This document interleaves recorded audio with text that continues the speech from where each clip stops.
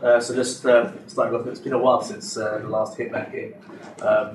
So what's changed since then? Has in 47 the sales changed, or what sort of change have people changed this time?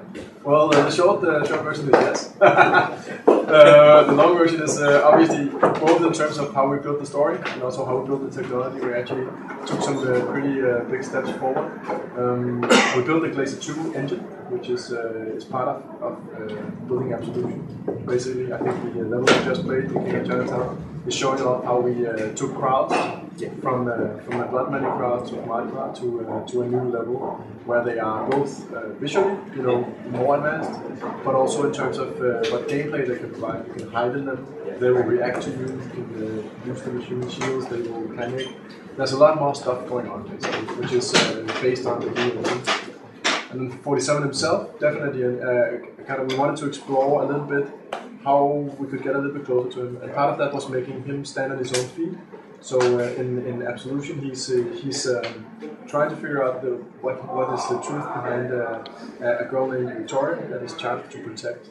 So for the first time, he's actually on his own, which is both a little bit unsettling for him, but it's also making him a little bit stronger as a character. Okay. And again, there's been quite a few stealth games since then. Mm-hmm. So what inspirations have you taken from the other games released in the same sort of genre and added to Absolution?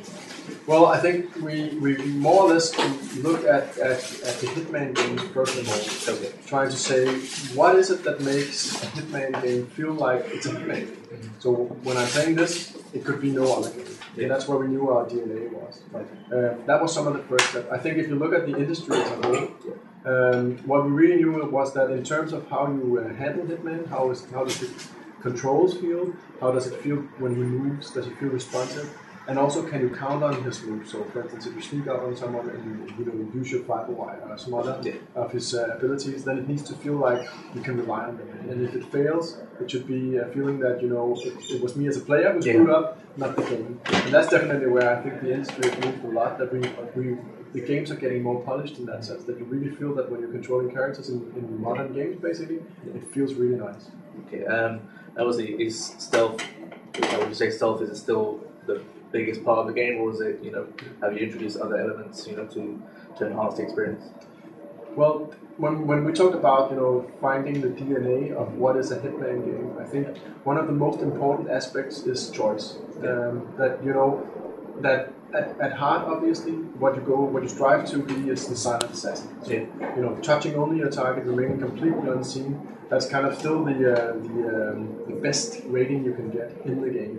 But right behind that, I think, is the promise that you can choose whatever you want to do. You can choose different ways of accomplishing your mission. You can choose to go in gun blazing. You can also, I don't know if it's a choice, but you can choose to try to play stealthy and then it will screw up. That will also happen to a lot of people. And what we felt building Absolution is that on the flip side of that, we needed everything that happens to feel like the game was ready for it. So if in the old games, the AI always kind of, if you got into combat, everyone would know where you were and you kind of fight the entire level.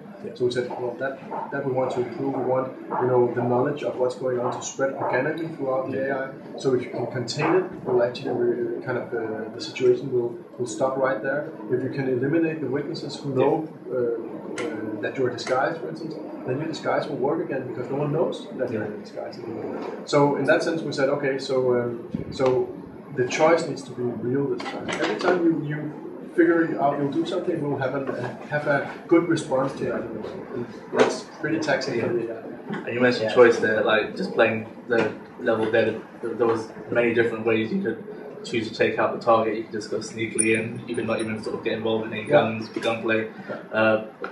You mentioned again choices there, like how many sort of different choices, and what's the sort of thinking behind it? Like there was one instance there with the fish, your poisonous fish, you could poison the drugs, you can poison his food, so what's the sort of thinking behind those choices?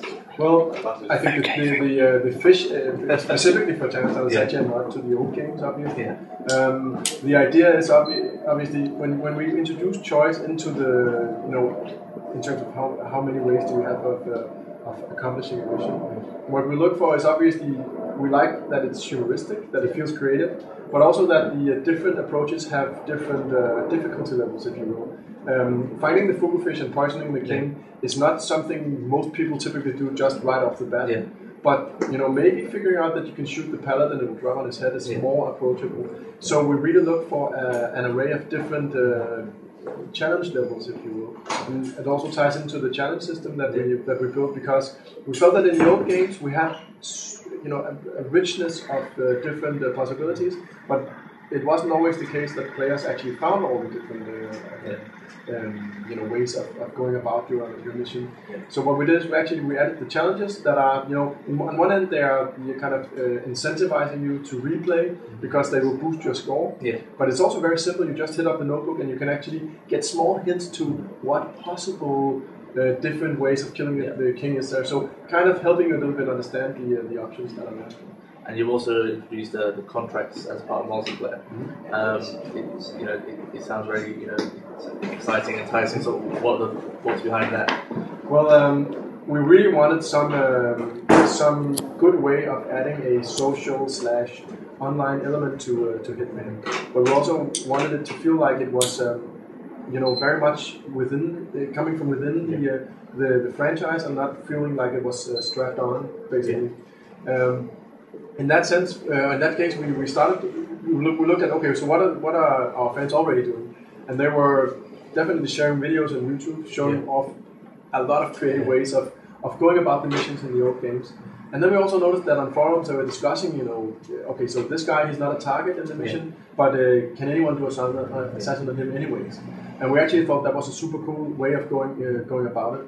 And it raised a question in a kind of a fundamental thing in our minds that said, okay, if any NPC in the world could be a target, then the combinations, the replay aspect of that is just it's mind blowing basically.